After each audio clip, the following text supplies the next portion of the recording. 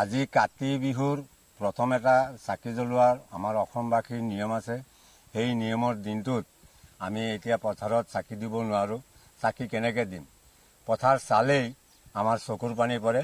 সেই চকুৰ পানীৰ পৰাই আমাৰ চাকি নুমাই গৈছে। এতিয়া আমি চৰকাৰকনো কিমান বাৰে বাৰে কৈ আছোঁ।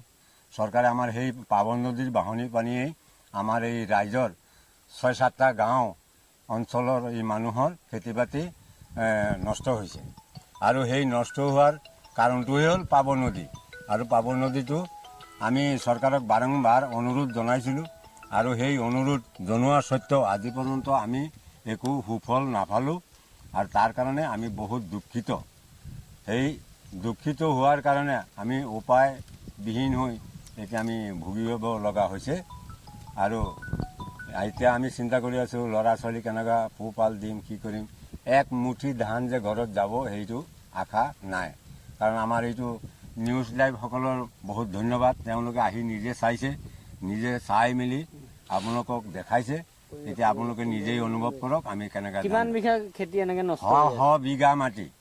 অকল এই ইয়াতেই নহয়, এনেকুৱা বহুত 8-9খন গাঁৱতেই এনেকুৱা হৈ আছে।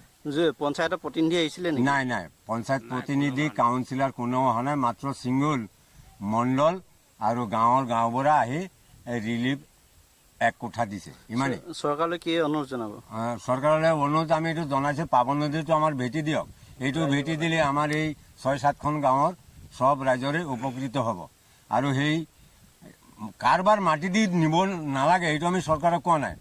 কাৰণ মেপ মতে কৰুণাবাৰী ব্লক আৰু নাওবৈচা ব্লকৰ সীমা দি য'ত নৈটো গৈছে সেই নৈ দি অকল চেনেল কাটিং অলপ কৰি দিলেই সেই পুৰণা নৈ দি যায়। আৰু নৈটো আগৰ আছেই, সেই নৈ দি গ'লে আমাৰ কোনো ৰাইজৰ কোনো ক্ষতি নাই। এই অঞ্চলটো কি অঞ্চল কয়? এইটো বলমা গাঁও। কোনখন নদীয়ে ক্ষতি কৰিছে? এইটো পাৱন নদীয়ে ক্ষতি কৰি আছে। কিমান বিঘা হ'ব? 100 বিঘা মানুহৰ মাটি ক্ষতি কৰি আছে। প্ৰত্যেকটা গাঁৱতে তেনেকুৱা। কিমানখন গাঁও?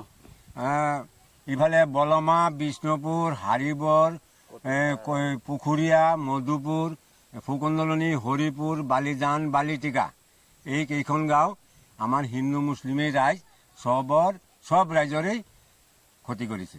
একদম হাঁহ, কুকুৰা, গৰু, ছাগলী চব। আজি যিহেতু এটা গুৰুত্বপূৰ্ণ দিন, কাতি বিহুৰ দিন, নাই কোনো চাকি দিব নোৱাৰিব। আপোনালোকে নিজে চাই গৈছে এই পথাৰত চাকি দিব নে চকুৰ পানী পেলাব, আপোনালোকে নিজে বাজে অনুমান কৰক।